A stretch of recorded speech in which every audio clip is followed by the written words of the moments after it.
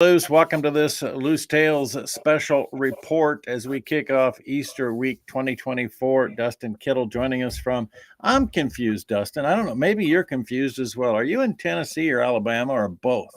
So today I'm in Tennessee, raised in Northeast Alabama, but right now I'm about 40 minutes south of Nashville. Oh, yeah, you're probably not getting the 8 inches of snow and the 40-mile-an-hour winds that we are today, then, are you? I can remember 8 inches of snow, but I think it was about 1993 when I saw it. Yeah, life is good in Alabama, Tennessee, but you've had some issues, and I've been following your particular situation for quite some time. It seems as though in 2021, you made somebody mad. Why don't you? First of all, we're going to talk about you recently filed a lawsuit against the President of the United States, but I want to talk about what led up to this. First of all, tell us a bit about your farm and what happened in 2021. Yeah, and certainly appreciate you having us on this morning. We have a livestock farm that's, like I say, just south of Nashville. We moved here from Alabama in 2020, and we did our financing with Alabama Farm Credit. And about a year in, just really out of the blue, we had our loans frozen. And I am also an agricultural attorney. And kind of what we have figured out over the last 3 years, that had a whole lot to do with what was going on. But over a period of months between August 2021 and November 2021, we were literally extorted. The lender hired a private attorney from Birmingham at a law firm that I had went up against when I lived in Alabama and had been successful against in the past. And the conditions placed on us was that we would not have our account unfrozen. We wouldn't do business with Farm Credit again unless we signed a release of claims and agreed to confidentiality. And we refused to do that. I don't understand how you can just be targeted because you're a successful attorney and you beat somebody once in a while in a court case. Is it really that simple? It's I wish it was that simple. There are a lot of complexities to it. One of the things that it had to do with, we think in hindsight, and again, this is taking a federal investigation that they took 657 days to conduct, but we at the time represented the Alabama contract poultry growers. And in Northeast Alabama, that's kind of the poultry mecca as far as they grow for Tyson, Pilgrims, Cook Foods, all of those. And we were really the only attorney that a lot of those people had. While we were being extorted, we now know that there were tens of millions of dollars removed from the poultry borrower's account by Alabama Farm Credit. And right now, they are not willing to pay it back and can't give a real good explanation of where that money went. And so I do think that had something to do with it at the time, but it's a bizarre situation. We had discovered an appraisal fraud originally. And as it turned out, that appraisal fraud was being used on a lot of the poultry borrowers as well. And we reported that to Alabama Farm Credit and really after they had frozen our loan accounts. They were so paranoid, I feel like, about some of the things that were going on and the fact that I was an attorney. And all of a sudden, when I start just asking a couple of questions to them, they all panicked and froze our account. And then it became a game of, we're going to do whatever it takes to make you sign a release of claims and agree to confidentiality so that nobody ever knows what's going on. And it's been the most difficult ordeal I've ever dealt with personally in my life. And we're still dealing with it today, which is why we had to file suit against President Biden. Mm-hmm. So now everything, I did not know, maybe I missed it, and I'm sure you put it out there, that you were representing contract poultry growers. Now everything makes sense to me. Dustin, if you would, just before we get to kind of where we're at today, if we're not involved in a contract production scenario, and we know that the Southeast and the chicken industry led by Don Tyson, by the way, with Tyson Foods being in the news, I've been talking about this a lot in the last week, he led the way in contract poultry production. That's right. And the 80s changed so much in farming. The debt crisis and farm credit was really born out of what happened in the farm crisis in the 80s. And they demanded that you know where your revenue is going to be before we grant you a loan for anything you're going to do on your farm. And we had some, we'll call them integrators in the poultry business that kind of led the way in saying, hey, we'll provide the birds and the feed, you provide the building and the care. And it seemed like it had the potential to be a great relationship between the two. But I have continued to hear horror stories, particularly from your part of the world, Mississippi, Alabama, and even Georgia, on what is going awry with that situation. So what is the nuts and bolts of how that contract situation has unfolded? Yeah, absolutely. And you know, the integrator relationship I'm well familiar with, because growing up, my parents and I worked in the chicken houses, but my parents grew for Gold Kist, which you're probably familiar with, and that Sure. was in the 1980s. And the fact of the U.S. farm credit system, I mean, it literally collapsed in the 80s. If you go back and you look at everything, and had to be rebuilt from the ground up. And what we're facing right now is remarkably similar to that. To give you an example of what our U.S. farm credit system has become, you have farm credit lending institutions now that are making loans to the poultry integrators directly. And a lot of times they are repackaging monies that they're making off of the actual poultry growers, the farmers in this, and they're putting those together. And we're talking about billion-dollar type loans to the integrators. And that's a huge problem. With Alabama Farm Credit, kind of the situation that they got in is they take a loan assignment from these poultry growers, and they take it in the name of security. And are they also taking that land as security? You bet. They're fully secured as far as the land's concerned, but they've got greedy. They want to take that loan assignment. And what that means is they can put in a scale that they're taking, let's just say 50% of what that poultry farmer is making from the poultry integrator. The three of them are in a contract together, and 50% of that poultry farmer's money is actually going to the lender. The other 50% going to them. The way that should have worked at the end of the day is, if that 50% was more than what it took to pay that grower's loan, that money was to be held in an account. It was their money. And the tricky part is farm credit, this Alabama Farm Credit, they wanted that loan assignment because they wanted that guarantee that they're going to have that payment made. But what they didn't want to do is to hold that money into an account for those borrowers. And so in 2021, a month after they froze our loans and began extorting us, and again, our biggest client at the time is these poultry farmers. A month later, they send a letter to the poultry growers letting them know that they've changed accounting systems, but they've got good news in that it's going to save these borrowers interest. What really happened is, about a month later, they went in all these poultry growers' funds held accounts, which was the remainder above what their payment was, and they wiped them clean. And they have continued to wipe them clean. They turned it into an absolute assignment, to where the better that poultry farmer did, the more money that the lender was taking. And you might ask where that money went to. Now, they continued to tell the borrower, your next payment's due. But for an example, I represent a poultry farmer from DeKalb County, Alabama, which is where I'm from. And we have found out in the last 30 days, they took over $60,000 of his money above and beyond what the payments were due. We asked them where it went. And as best as we can tell, what they are contending is they've put it on the back end of his loan, they say, so that he'll pay off his loan early. This is a man that $60,000 was his. It was above what his loan payments were. He's currently having to drive a truck in addition to running his poultry operation, because his lender has decided that they could better spend his $60,000 than what he could. And you multiply that out by over 1,000 people at Alabama Farm Credit, and again, you get to that number we're talking about, which is somewhere between $50 to $100 million that's unaccounted for. And where did that money go? We don't know for sure, but I can tell you this. Since Mel Kohler, who's the new CEO for Alabama Farm Credit since 2018, I say new, he's been there for 5 years. But we have went in the state of Alabama from making about 2% of our loans being to out-of-state customers to now it's over 17%.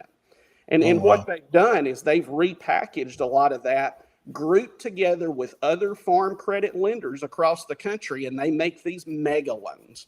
And we cited in our complaint to Biden, one of those mega loans went to Verizon. I mean, and you think about, go back 100 years to when this farm credit system was first envisioned. And you go all the way back to when Teddy Roosevelt is actually the person, he was the president that kind of led the movement to get everything going on this. Certainly, it was never intended that our U.S. farm credit system would be in some kind of competition with the farmers. And essentially what we've turned the farm credit system into is a program that is funding the farmers' demise. They're doing it themselves.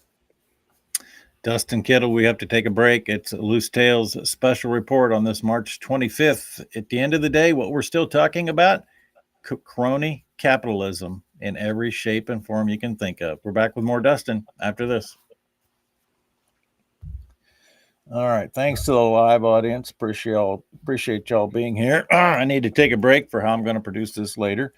So, all right, we're back at it in 3, 2, 1. Welcome back, Trent Loos Tales special report. Dustin Kittle joining us from South Central Tennessee, also interest in Alabama. And I think that that's fair to say that it is crony capitalism, because what I see pretty clearly here is that you have developed some large end users in the Alabama farm credit system who don't like you holding their feet to the fire on what is legal and what's not legal, according to the contracts with these contract growers. That's absolutely right. I mean, there should not be a situation that's going on right now where the U.S. farm credit system is engaging in these loans with the integrators. I mean, that goes without question. One of the other things that's going on, and listen, don't take my word for any of this. The United States government themselves has put U.S. farm credit on notice. You look at some of the reports that have come out from Inspector General's office and things like that, but the rate at which we are losing American farmland to foreign interests right now, and yes, the U.S. farm credit system, there is nothing that is preventing them from selling land to foreign entities. And what our farm system was set up as was to protect the farmers. They were it's no different really than like a Title VII. I do a lot of employment law to where there are laws out there that says you have a certain group that has been disadvantaged, and we're going to protect those people from discrimination and retaliation. That was the entire impetus for setting up the farm credit system. And what we have allowed it to become now is it's actually worse than a for-profit bank, which is what we were trying to keep the farmers from having to go through. And the reason it's worse is there is zero oversight right now. And that's what we're dealing with in this complaint with President Biden. We don't even have a fully functional board right now. We've got a federal law that says that a board member cannot succeed themselves, and they're only supposed to be in there for a 6-year term. Jeff Hall's still serving. He's been in there for 12 years. And no one seems to care because, hey, it's just the farmers. Who cares if they lose their farms or homes? And I'm sick of it. And a lot of other people are sick of it, but they don't have the voice and the platform to be able to get this message out there. And it is exactly why they have went after me, is because I am threatening everything that is basically corrupt in this system that's allowing them to profit off of the farmers. And somebody at some point has to take a stand on it. And I refuse to accept the fact that this is just the way that it is. And I'm going to fight them until I can't go anymore. Dustin, I want to get to the lawsuit, but before I do, I really have a burr under my saddle, which I believe he's the worst Secretary of Agriculture in the history of this country, Tom Vilsack. In the last 30 days, he's been out on this speaking tour trying to garner sympathy about the number of farmers. 144,000 farmers have been chased off of their land, and the number of millions of acres that are removed from farmland. I just want to remind this guy, He's been a Secretary of Agriculture 12 of the last 16 years. Who's more responsible for the demise of the American farmer than the guy who's been at the helm when all of this happens and continues to talk about climate smart agriculture instead of getting out of the way of the farmer and allow them to take care of the land and improve the resource and improve human lives like we're supposed to? That's exactly right. If the government here would get out of the way of the farmer, I mean, the farm credit system could be a good thing. And when implemented correctly, it can be a good thing. But when there is no oversight, and I go all the way to Vilsack, Vilsack has the power to do something on all of this. There is just a refusal to do it. And when you talk about people that have lost farms, and I'm no conspiracy theorist, but you can take a look at the numbers in the state of Alabama, which is an institution that, in my opinion, has went rogue. They now have lost over 8% of the farmland in the state of Alabama to foreign interest. And that really has all happened over the last 5 years. And you look at who has been in control as far as the politics are concerned, and this shouldn't be a political issue.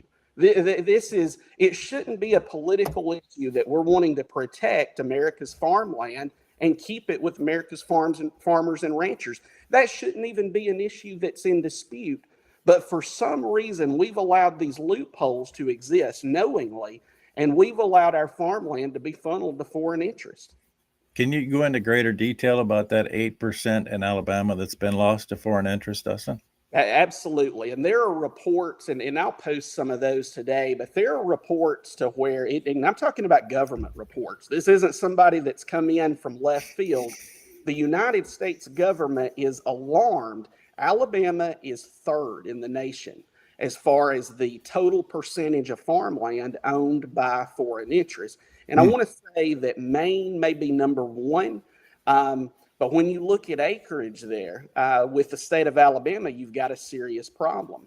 And you can pull up a map and look at the foreign interest. And let me tell you when I first was tipped off to this.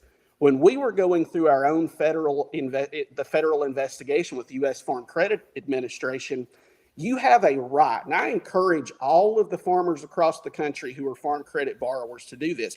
You have a right under federal law to find out who your fellow stockholders are. And I'd encourage you to pull that stockholders list and you take a look at some of the names and locations of some of your fellow stockholders. And as I went through that list, I knew pretty quickly something is up here because we're not talking about a couple of names. We're talking about a lot of names.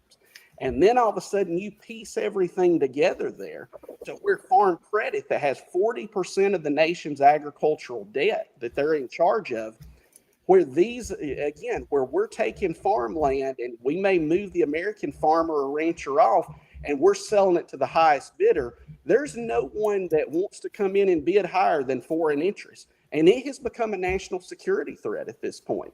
I had no idea that Farm Credit controlled 40% of the nation's farm debt. Absolutely. It's a situation to where it's honestly scary that they do.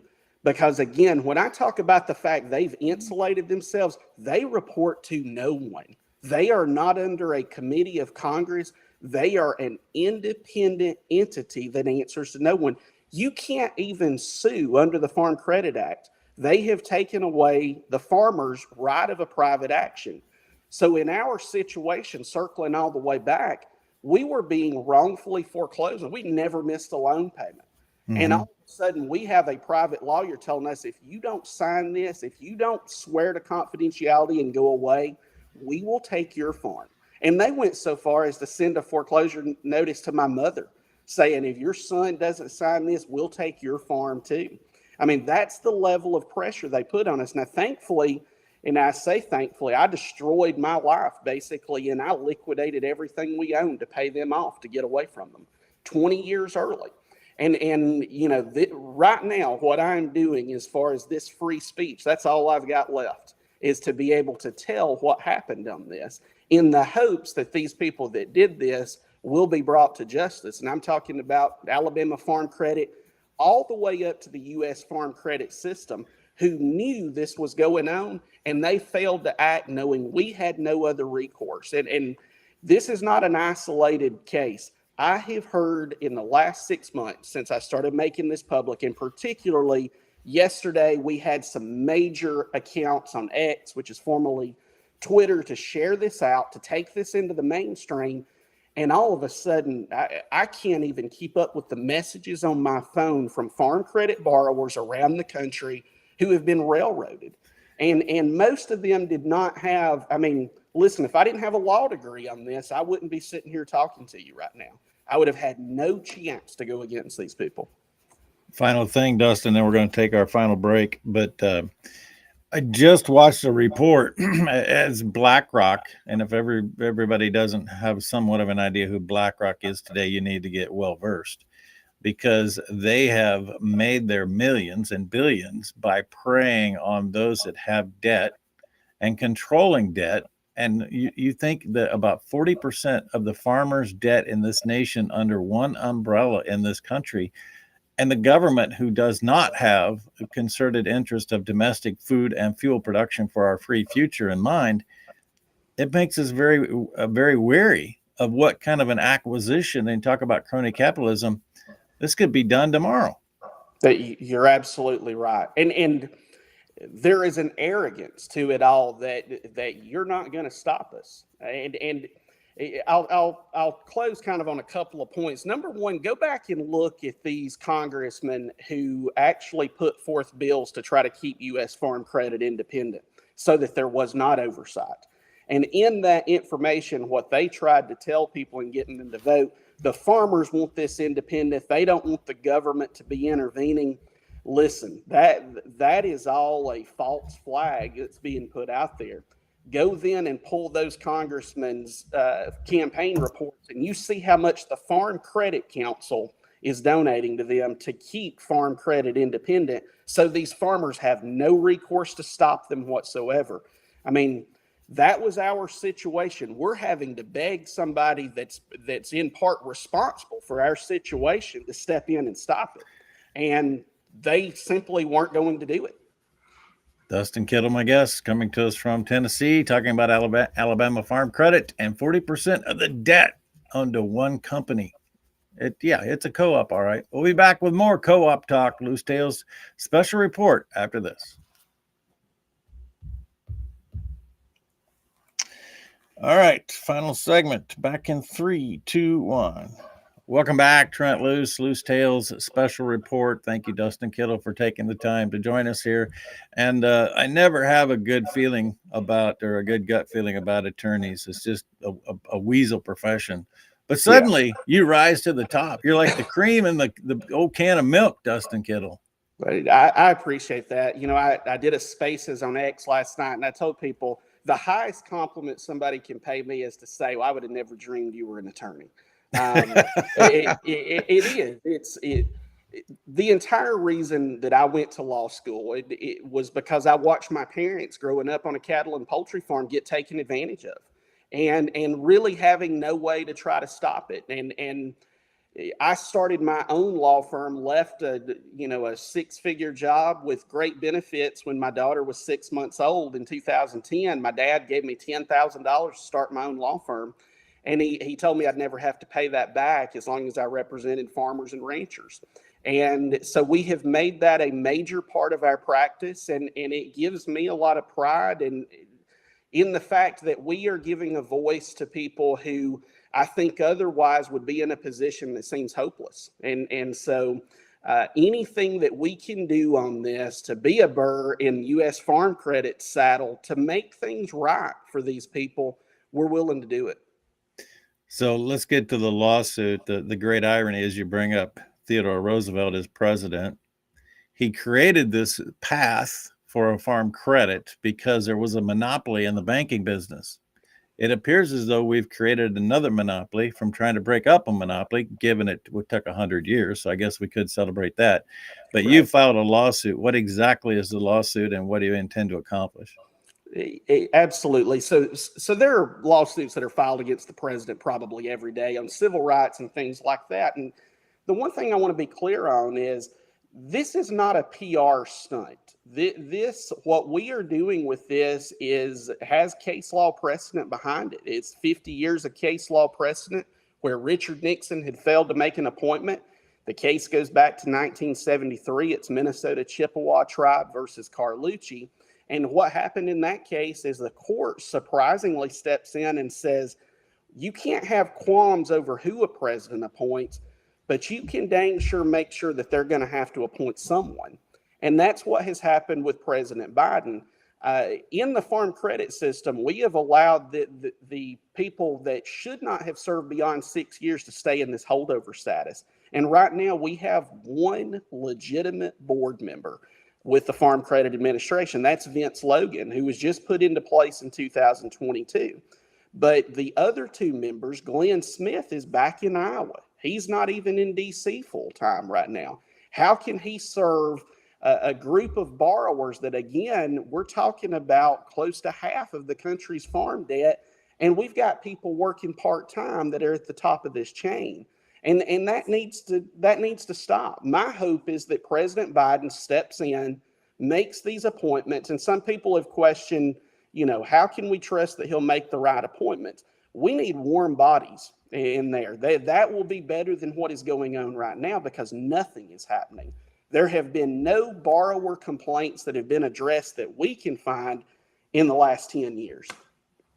Dustin, would you give us kind of a synopsis of how this regulatory arm within Farm Credit is supposed to exist and where these appointments are and what their job is? Absolutely. So the Farm Credit System is actually managed and operated by the 3-member board. And they would have oversight as far as regulation, as far as compliance, being sure that the system is safe, sound, and secure, like any board of directors that is at the top of a company. Instead, what has happened, and you go back and look at this, Chairman Logan came in, and listen, Chairman Logan may be a great guy, but I don't think he's the right man for this job because the focus has been on things like DEI. The focus has been on things like climate change with agriculture. They put out a post yesterday about we support the farmers who are conserving water on their ranch. Listen, there's no one that's more conservation minded than I am on this, but until we've got a farm credit system that can keep their own borrowers from getting extorted during their investigation, I don't want to hear anything about these other lofty measures that they've got. We don't have a functioning farm credit system at this time. And we won't until we have at least a 3-member board. And quite honestly, what we are doing, I hope, puts pressure to let them know there is a spotlight that is on this entire system right now and that they are going to be held accountable and they are going to have to follow the law in this. That there is no way that in our situation or so many others that the farm credit system shouldn't have at the top of its agenda protecting the borrowers from discrimination, retaliation, or violations of the U.S. Farm Credit Act. That's their job above all else. And they have pushed that onto the back burner to the point it takes them 657 days after I've lost my home to be able to investigate our matter. And it shouldn't happen that way.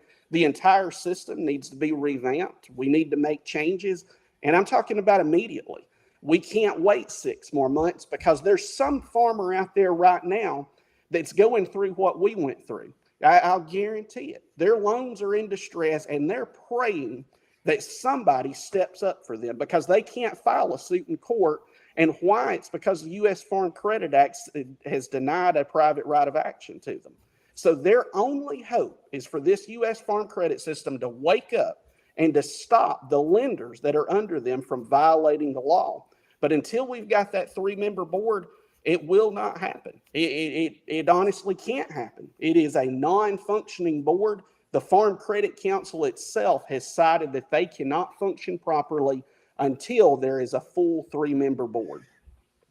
So we can go down the path of BlackRock and the whole woke culture with diversity, equity, and inclusion, or carbon neutral, whatever path you want to. That could be a discussion that a 3-member panel could have. But what you're bringing out and what I really want to drive home here, Dustin, in the final few minutes, is that what is happening is not a matter of philosophy or future policy. It's illegal. That's What you exactly have right. proven, right, what you have proven to come true is that what has happened in Alabama Farm Credit is illegal. Absolutely right.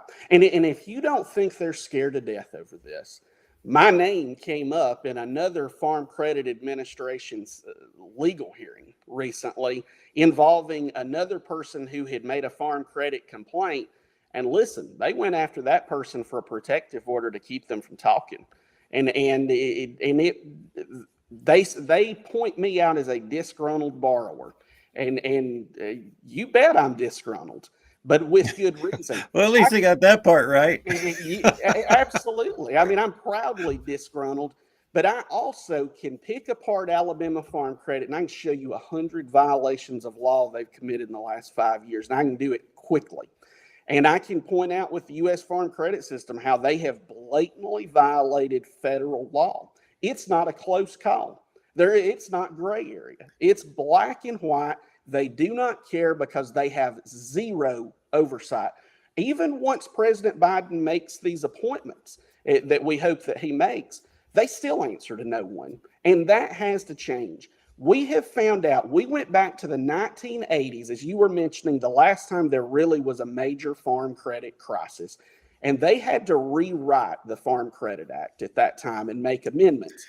In that, Well, they renamed it. It was Production right. Credit Association, and then it renamed to Farm Credit Services. That's exactly right. I mean, one of the things U.S. Farm Credit, the investigator, told me right off the bat, I said, hey, I know Alabama Farm Credit's been in business like 100 years. And he says, oh, no, they went out of business back during the 80s. This is all a new conglomeration.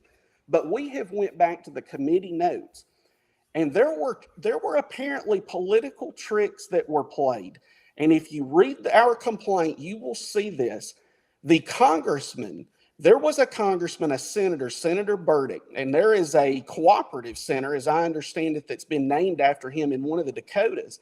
And he had made an amendment to ensure farmers had a private right of action to where they could sue if the Farm Credit Act was being violated. They step up. The chair of that committee says, we don't need that amendment. We're actually taking care of that in how the law will be written. And they got him to withdraw that amendment, and that would have provided clarity to it. Then Farm Credit goes and they advocate to the courts and get the federal courts to say that the borrowers were never supposed to have a private right of action. I mean, you talk about sabotage. And so now every federal circuit in this country will tell you the farmer borrower has no private right of action, no matter who violates the Farm Credit Act.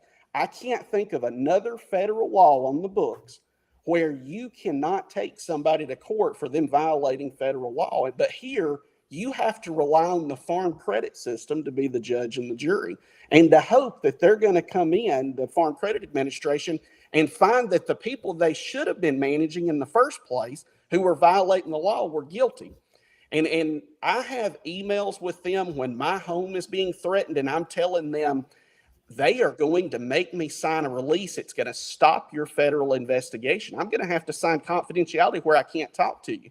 Their response, I mean, if they had even a conscience, their response should have been, do not sign that release. We will intervene immediately and shut this down.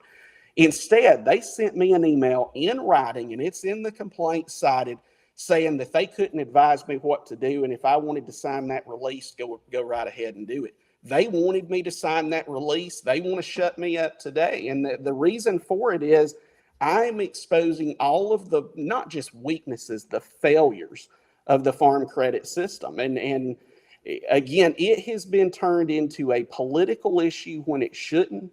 And it is not an entity any longer that is protecting America's farmers and ranchers. It's their enemy. It is access to capital that drives our ability to continue to produce what it is that people need. And when the banking system takes on this global entity, and I'm not saying farm credit is global, but it is certainly part of what is happening, it puts all of us in peril. Dustin, a final thing is there's plenty of people out there saying, oh my goodness, what What do I do to help? What do you suggest people do all throughout this country right now?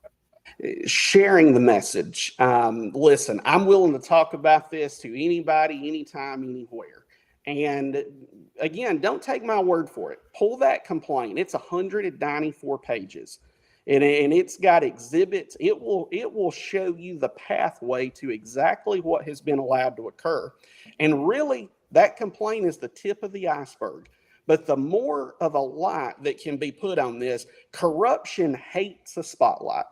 And what they have been allowed to do, just like in the federal case that's going on, not the one against the president, but we have another federal case going. Farm Credit sealed the records on that so nobody can see them. I want our message to be put out there because it will stand up. The truth will stand up on this. We just need a light on it.